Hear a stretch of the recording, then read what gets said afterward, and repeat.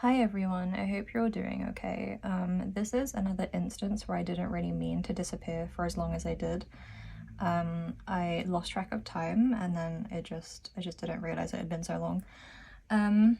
Part of me wants to apologize for it, and part of me thinks that if I'm being real, this is probably how it will be going forward. Not quite as sporadic as this. Ideally, I think I would still like to upload every other week, which I might have mentioned previously, I'm not sure. But at the moment, uploading weekly is trickier because I'm distracted working on a project. I have a lot going on with hospital appointments. I have a lot going on symptom-wise, and I have kind of a lot going on just because the UK is inching into summer and the attic becomes kind of uninhabitable. As you may remember, I do have a portable aircon unit, but it's kind of bulky and loud and I have to manually empty it every couple of hours, so it doesn't really make it so that I can work in here during the day. It just kind of allows me to continue sleeping in here at night, if that makes sense. It's not really something you can coexist with. It's just kind of like a final solution, if you could call it a solution. It's more like a band-aid, but that's the situation. Even this afternoon, it's quite warm in here. I am sweating a little bit. But I thought we would catch up on my file of facts, obviously, and then I could show you the project I've been working on. If you are interested in keeping up with me more regularly, if you want more videos, I do upload to Patreon. I don't often like deliberately sort of intentionally plug Patreon. I mention it in passing, but there are extra videos over there. So if you really want the videos, if you want the weekly updates and the kind of like thoughts behind the process and stuff, then there's more of that over there. My Patreon has only ever cost £3.50 a month. It still does. Like, I never put it up. I probably should now that I think about it. But it's a flat fee of £3.50 a month and then you get access to everything. There's a lot of freebies over there, stickers and stuff, and then weekly videos and a lot of behind the scenes work as well. So that's the plug. I was looking through the last Proof of Life episode and I'm not sure where we got to. I think you only saw as I just started back in my personal size file of facts. I'm still in here. It's been absolutely perfect, to be honest with you. It's been a great fit. It feels like I made the right choice when I did. There's kind of some commonplacing going on in here. This is when I got my tattoos at the beginning, no, at the end of last month. I got the matching one with my brother and I got my vampire teeth. Both are now almost healed and I can't stop looking at them. I don't normally wear sleeveless tops. It's kind of always been something I guess I've been like a little bit insecure about. I'm sure that a lot of people can relate. But I don't normally like to have my upper arms out. But now that I have really cool tattoos, I keep catching myself looking at them and being like, damn, that's cool as hell. And it's kind of nice how tattoos can help you, I guess, coexist with your body in that way. Not to get like too deep on a Friday afternoon, but it's nice. I like seeing them. This is the studio I went to, Lost Fox, so I have a sticker in there. And then this was my calendar for May. I think you might have seen these pages, but going into May I think is all new for you. Obviously my calendar I tend to print out twice, so what I will probably do is update it and then print these sets of pages again just so that they're updated. There's definitely some more stuff that's gone on. I'm doing stuff tomorrow. I had stuff going on earlier in the week, so it's kind of like a bit outdated. It doesn't matter too much because I do reference the iPhone app, the calendar app, more than I do my paper one. Obviously my journals mostly serve as an archive for me, so it's not too imperative that they're up to date in the moment, but I guess if I wanted to look back on it later then it would matter, and therefore I will probably update it. Moving through the end of April into the start of May, I saw Sinners in the cinema. I guess I'll talk about books first, we'll get to Sinners later. It was so good, that's why I'm just so excited to talk about it. I can't stop thinking about it. I saw it at the IMAX, but so reading wise, I read the Foxglove series. You might remember that this is a book I had on my shelf like a couple of years ago when the Attic Archives first started, but I never got around to reading it. Now I am so mad that I didn't read them for all this time because they're so good. The series is so good, and I think the author actually just announced that there's going to be like a 3.5 book. She's releasing a Christmas novella, I think it comes out in September, which is so exciting because I thought it was finished, and now I can't wait to read that final installment. So I've been collecting obviously the covers of the books as I read, and then I've been adding the Kindle highlights too that I take. And it's just kind of nice to like think about what I think is going to happen while I'm reading it and to make notes, and then to be able to come back and be like, I was right. Like, I was right. I worked it out. I did that with Belladonna, which is the first book, and that was really fun because when I went back to the previous week, I could see myself speculating about the characters, and then like the vindication and like the satisfaction when I realized I had actually worked it out was really fun. And it's kind of nice to see that, and then also to be able to take certain highlights and add them in a different font is quite nice.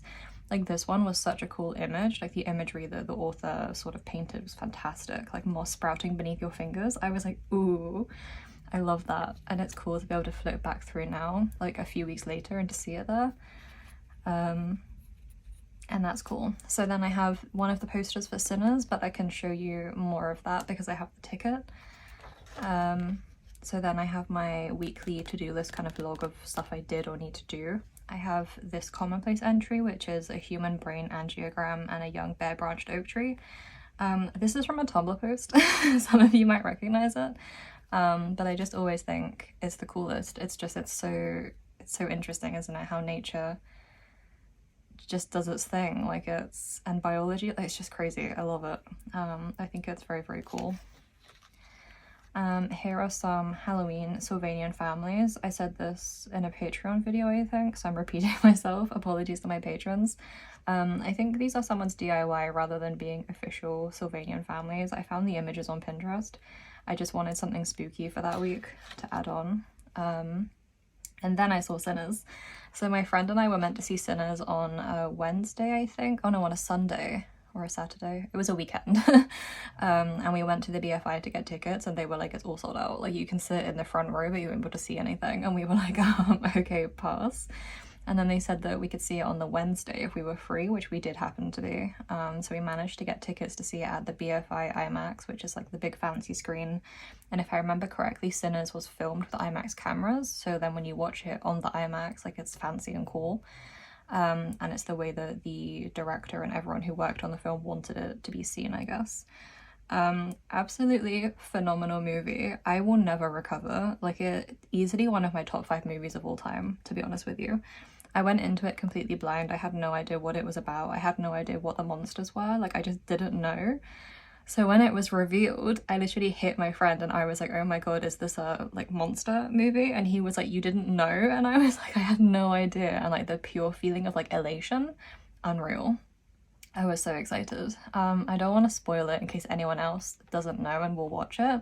Going in completely blind was a phenomenal feeling. And I would recommend it if you can. I've gotten to the point where I don't watch trailers for films. Sometimes I'll see a teaser or I'll see a poster and I'll be like, oh neat, I'll see it. But I try not to watch the trailers. I don't like the trend, the Marvel trend, if you will, of making a trailer like 4 or 5 or 6 minutes long. I just think it's ridiculous. You're showing me all the twists from the film. You're showing me the entire plot and all the funny dialogue. And then when I actually watch the film, I've seen all the good bits because you compiled them into like a best of for the trailer. Like, that's not how trailers used to be, and I don't enjoy it. I want to watch the movie itself in the moment. Like, I don't need the whole thing to be spoiled in advance. It's very strange. So I had no idea what was going on in Sinners until I was there, and it was the best feeling. Truly like elated. I feel like I was not the same person I was when I went into the screening. And my friend felt the same way, so it was really fun for us to be able to talk about it and kind of decompress and debrief afterwards. It was just like a great experience, you know, it was a great day. Afterwards we got a coffee in the South Bank Centre so that we could debrief and decompress, and this is a photocopied receipt of that.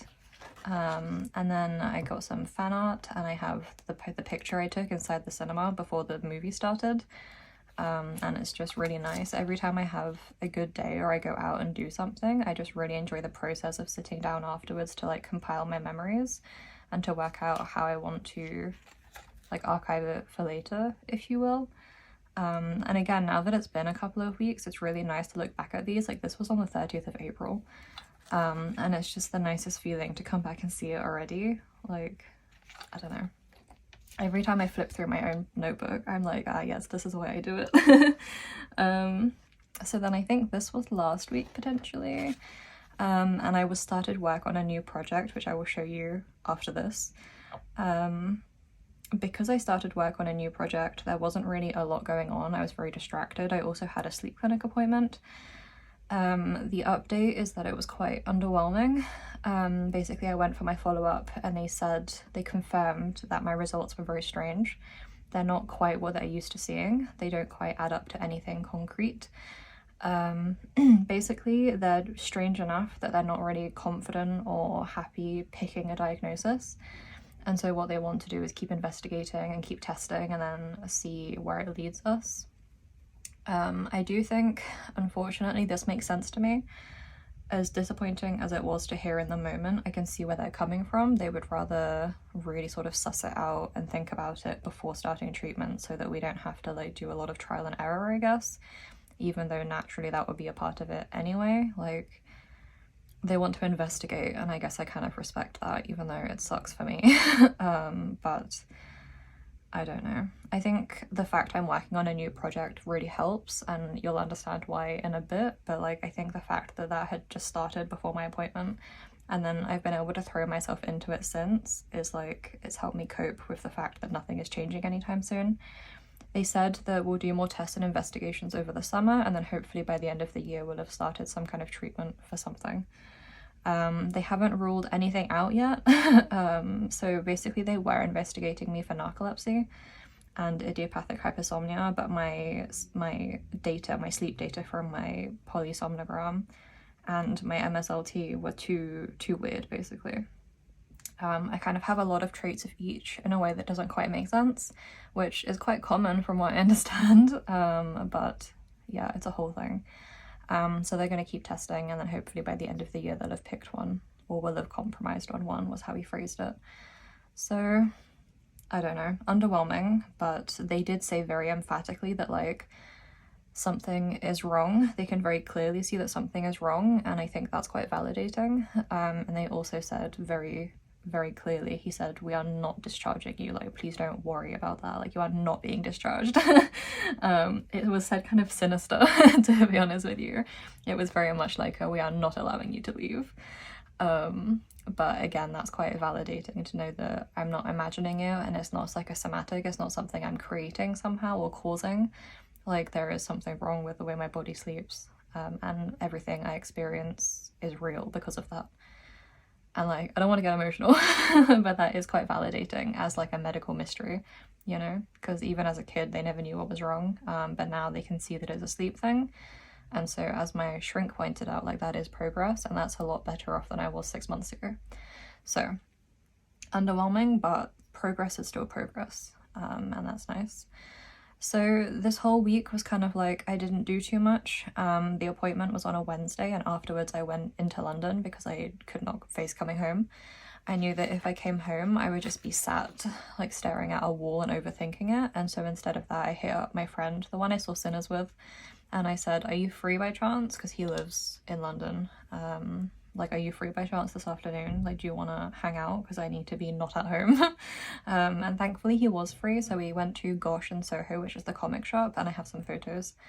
And I picked up a couple of zines as part of my research for my project. And I think it was really helpful just to go out immediately after the appointment, just to try and break that chance for fixation, because when you come home from something as heavy as that, and then you're just sitting there in your house, and it's like, you bring it back with you, I guess, the feelings, and you have nowhere to put them, and then it's like, it's hard to describe them to people. Like, my dad gets it, he lives with me, like, he sees it, but, like, he doesn't feel it. Do you know what I mean? So it's really hard to explain to him how I'm feeling. Going out in the aftermath and hanging out with a friend and just being able to laugh and stuff and not think about it was really helpful. So that's nice. So then for the week, I have a photo of the zine. I have one of my room with my work in progress on the wall, and then this is part of the work in progress as well. For my media section, this is actually interesting, I think, for me anyway. So that week I was so distracted with the project I've been working on that I deadass did not fill out my media log. I'm still reading Wisteria by Adeline Grace. I've been reading it for like 3 weeks. Which is strange because I burned through the first 2 books, and a bunch of books before that. I was reading like 2 books a week for like months. I've been so fixated on my project. I work on it at night, I work on it all day. Like, I'm basically just napping and then working on my project, then napping and then working on my project. So instead of tracking my media for the week because I didn't consume any, I made a TBR, and it's just some of the books I want to keep track of, all the books I want to read. So these 3 are coming soon, or coming sometime this year in theory. The Nightshade God, which is from the Foxglove King series, I spoke about that previously, I think, ruined my life. And then The Wrath of the Fallen, which is from the Of Gods and Monsters trilogy, which, or is it, are we on 4 books now? I'm not sure how many books we're on, but it's the Book of Asriel, that series. Also ruined my life. I'm waiting desperately for these 2 books to come out. I am not coping in the meantime. And then this is one that I'm just kind of keeping an eye on because I think I'm interested in the premise. And also because I didn't have another book to fill the gap. So, but this one, Night and the Moth, is by the same author as One Dark Window, which I haven't read yet, but has been on my TBR for the longest time. I think I do want to read them. I'm in a subreddit called, like, it's called, like, Describe This Book or something like that, or recommend a book based on a vibe. Basically what you do is you post a bunch of aesthetic photos and then people recommend books based on those photos. It's fantastic. I find a lot of good recommendations that way, and sometimes people have the most, like, astonishing, like, spot on perfect vibes that they're after, and it's just so good. And people always recommend One Dark Window for the vibes that I'm interested in. Like, when I see other people post, it's one that always comes up in the comments, so I do want to read it. I'm just, like, waiting. And then Nocturne by Karina Hale. I'm not sure how I feel about this author, to be honest with you. I read the Blood Orange duology, which is a Dracula retelling, and I mostly enjoyed the first one, but I did not enjoy the second one, so I'm not sure. But this one is almost like a neo-noir detective style series, or like standalone with a vampire, and I do like that as a premise. So I might give her another go, but I remain kind of, like, apprehensive. I know that Bronte really likes Karina Hale. I think she recommended the Blood Orange books to me. So it's kind of like, I want to read them, but I'm just not convinced. This one is called The Cruel Dark, and that's a gothic one and a historical fiction. The Familiar by Leigh Bardugo, I really want to read this one. I saw this one recommended again this morning under a vibe post, and I was like, okay, I've got to read that. And then The Scarlet Veil, which is a vampire one. So it's just a few books that I think I want to read, and that way once I do finish Wisteria and I'm, like, mourning the loss of it, I can come back and look at this kind of, like, selection of books that I've, like, pre-chosen for myself, as, like, my next immediate reads, hopefully. And it's quite helpful. It's actually really nice to be able to look at it. So I might do more of this. It's never really occurred to me before, but I took some of the synopses of the books too, so that when I do come back to look at it and I need to choose one, I can look at the descriptions. I kind of, like, took parts of the descriptions because they didn't all fit, so I took a couple of sentences and kind of stitched them together. Mostly the bits I was interested in, so I could get an idea for the vibe, and then I also wrote down the genres. So it's, like, romance, fantasy, and gothic, or, like, vampires, romance, and fantasy, historical fiction, obviously, and, like, mystery. So that's cool. It was quite fun, actually, to pull together. And then moving into that week, I have my to-do list. I have an entry about my project, and I've been kind of layering up stickers and tapes and stuff. I got this one really cute tape that has teddy bears on it. It's tucked away at the moment, but it's really cute. It just has, like, a row of bears, and then there's, like, this one bit that has writing and kind of, like, a bubbled border, and I just thought it was really pretty, all torn up. So I have been experimenting with introducing more texture to my Filofax again, and it's a really nice feeling. And then this is the zine I bought when I went to the comic shop in Soho after my appointment. We went to Shake Shack for dinner, the one on Argyle Street in Oxford Circus, and some of you might remember that Shake Shack is, like, my ultimate comfort food, so it was very, very appreciated on this day after my appointment. I don't think cheese fries and a coffee milkshake have ever hit so hard. It was very good. Oh, and then I put part of the paper bag from the comic shop on the back too, and a little French fry sticker. And it's nice to see the colours come across, like the greens across these pages are nice. This is part of a mood board I made for my project, my current project, and I was just kind of thinking through some of my ideas. Mostly because I'm so distracted by it that I haven't been making any like weekly entry pages for my archive. Like I've not been filling out daily pages because I'm too fixated on the work. So I'm trying to make pages about the work as a way of like looping back into my actual archive. It is kind of working, but I still keep losing track for days at a time and it's just not ideal. It's like I almost want to be mad about it, but I'm not, because ultimately it's a project and it's like productive. So it's like there's no point being upset about it when I'm like actually drawing and creating stuff, if you know what I mean. But like I'm literally not doing anything else. I haven't left the house in a week. Like all I do is work on this project. I'm like, I feel slightly possessed. And again, I'm not mad about it because it's really fun and I'm really enjoying it. And there's a lot of behind the scenes on Patreon and it's been really fun to talk to my patrons about it all and kind of like get their feedback and stuff and their like encouragement too and their ideas. Like it's been really fun.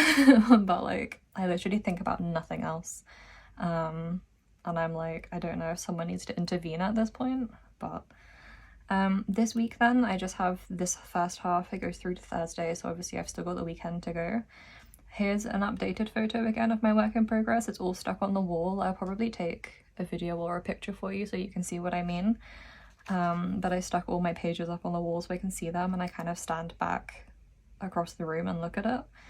And it's just nice to see the progress. My dad keeps coming up and being like, why are there so many pages? But it's cool. Tomorrow I think I'm gonna meet my friend and go to there's an art book / zine fair at the Tate Modern. Every year I miss it. I am so excited. Every year I miss it. I always find out about it when people post their hauls like on the Sunday. I always like just miss it by a couple of days or a few days. I don't know why, I just never managed to make it. I was already meeting up with my friend, the same one I mentioned previously, and we were gonna go to the V&A, which I think we still will. But I think we're gonna go to the zine fair first and I'm so excited. If I get anything good, maybe I'll make a video about what I bought and I can show you, because I love art books and zines. Obviously you know that, but I'm so excited. I'm hoping it's going to be really, really good. So that will be for the weekend. Going into my media tracking, again, this is just one half and the other half isn't there yet. But while working on my project, all I've done is watch like Silent Hill playthroughs. I just find it very soothing for the background. Some of you might remember that like when I take naps, all I do is listen to the Silent Hill soundtrack. People make these like 5-hour looping videos on YouTube of the Silent Hill OST and I love them, the grip they have on me. As soon as I put one on as well, like Wednesday will come over to settle, like she's like, oh my god, it's nap time. Like it's like I've like Pavlov conditioned her that the Silent Hill song means sleep time, and like no complaints, it's great. I've been watching playthroughs of all the games, some analysis videos. There's one really good analysis video that goes over all of the games and it's like 5 hours long. It's phenomenal. And that's all I've been doing in the background. So this week for my media tracking, to kind of avoid not having anything at all like last week, I decided I would like write about the videos and stuff. And I put some screenshots from Silent Hill. And then this is one of my daily pages and it's about a notebook I have. And then this one, again, I was kind of like trying to force myself to make daily entries. And so this is about my work progress again. I'm kind of like thinking about work in these pages, this text. Thinking about my project and kind of documenting the process for myself. Just this one's from Silent Hill again, actually. And then these ones are just kind of like the vibe. And then this one came with an order of stickers I got. There's a couple more of them. They're just like these funny coloured squares. And I cut the side off to make it fit, and then I stuck it down wonky because I love suffering. But I think the colours match, and so it's quite satisfying to see it across the pages. And that's where I'm at this week. This one is actually from this morning. Today is the 16th. So we are on to the project. How to describe it? I'm like only 2 weeks into it. I started it the Thursday before last. Like I woke up that Thursday morning in a cold sweat and I was like, I have an idea. And then I went downstairs, and my dad was like just barely awake, and I was like sitting on his floor info dumping about this idea I had, and he was like, I don't know what you're talking about. And I was like, but it's gonna be everything. And so that's the vibe that I started with, and that's the vibe that I have carried through the whole time. Like, it's so, like, I'm possessed. I don't know where it's coming from. I didn't know that I was even capable of drawing like this or thinking through a narrative like this. Like, it's very strange. Like, I don't think I have ever tried so hard at something in some ways. Like, I guess I must have at some point, but like, I don't know, like, it's just like, I'm really excited to be working on it, and it's like, it's pushing me a lot. It's encouraging me to try things I've never tried before and stuff in a way that like is kind of, I don't know, it's just a thing. So the idea for the project is that it's kind of like a zine or a narrative in some ways. I guess it is narrative, but it's also non-linear. So it's a non-linear narrative. And I'm calling it a zine just because a comic feels like a very specific thing, and I'm not sure this is that. Same with graphic novel, like I'm just more comfortable labeling things as zines, I think. But basically it's a non-linear narrative about waking up or finding yourself in a town and you're not sure how you got there. The town is really small but really strange, and things don't quite make sense. And we're kind of like, I just finished the first chapter, so what I'll do is put the pages on my website so you can read them. I'll put the link in the description and you can have a look. But basically, so it starts and you find yourself in this train station, and the train station is really small. It's literally just like a shelter on a platform. You can climb over it. And there's a ticket in your pocket, but there's like a scribble over where you were going and where you've come from, and you're like, you wake up in this town, and it's called Undermoss. And it's really green and pretty, and there's like a map, and you kind of go around the corner. And then you come across a shop, which is very inspired obviously by my grandparents and my grandfather. I didn't mean for it to be, I kind of just wanted to draw a shop, and then like I drew a shop and then I realized that it was like the shop. Some of you might remember that photograph of my grandfather standing outside his corner shop, and it does look uncomfortably like that. I didn't mean to, it just happened. And then I drew the shopkeeper, and it also looks a lot like my granddad. So to try and change it from actually being him, I added a moustache and I changed his skin tone, and I gave him some better shoes. Just to kind of like try and break that a little bit, because like it was not actually my intention to make my grandfather a character. But as I said to my patrons, I think last week, it's also kind of nice because the idea for this whole zine is that it's kind of like, well, it's accidentally a coping mechanism, first of all, which my shrink clocked immediately. It's very much helping me cope with the sleep stuff and the difficulties of being in between myself. But it's nice to have kind of like the nostalgia and the loss and the grief and stuff, and also I guess like some hopes are in there too. And I'm pulling a lot of details from my childhood as well, and it's like, it's quite nice to create this space. Partly for myself and also partly for my patrons and for anyone who wants to read it and who enjoys it and sort of like find some comfort in it. My patrons have been saying that it already really resonates with them, and that's a really cool feeling. So my brother and I have been calling him the Not Granddad and the Not Shop. So that's the character. You go inside and there are some cool snacks. There's like some Count Chocula, which I've never eaten because you can't buy it in the UK. Some instant ramen.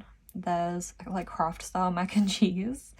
I drew a jar of pickles just because I really wanted to be able to layer the greens for it. I don't like pickles, but I do like to be able to make it look sort of like swirly and acidic. Down here is the stuff you buy. So you find a pack of trading cards, and I made it like ghost cards. There's some cookies, a bag of Space Raiders, if you guys remember Space Raiders. And then there's also like an iced coffee as well. And then you're outside sort of sat on the curb eating, and the shopkeeper says that if you have to wait for the train, then he has a spare room. And it's not sinister. It's not like a scary zine. It's not a scary story. There's no explicit horror in it. There are ghosts, but there's no explicit horror. So he's being genuine. He's a nice guy. You're safe. But he says he has a spare room and you can rest if you're waiting for the train. And you say to him like, oh, when do you think it will be back? And he just says, hard to say. And then you're like, okay. So you take a nap, you go to sleep. Opposite the shop, there's this abandoned house, which is now coming into play in the second chapter. So the idea in this one is that you're both sort of standing outside the shop, and then there's the abandoned house opposite. The room is in the attic, because of course it is. And there's a window above the dresser that looks out over like this beautiful green rolling hills. A lot of it is inspired by Wales. The welcome sign is actually in Welsh, just a little nod to that. Just like all the greenery and the rolling hills and the, you know, the damp earthiness of it all. And then there's the high street I've been investigating a little bit. And there's kind of like a sign pointing to some of the places we can go. There's a vending machine full of mystery items that we can come back to later. And there's a salt marsh.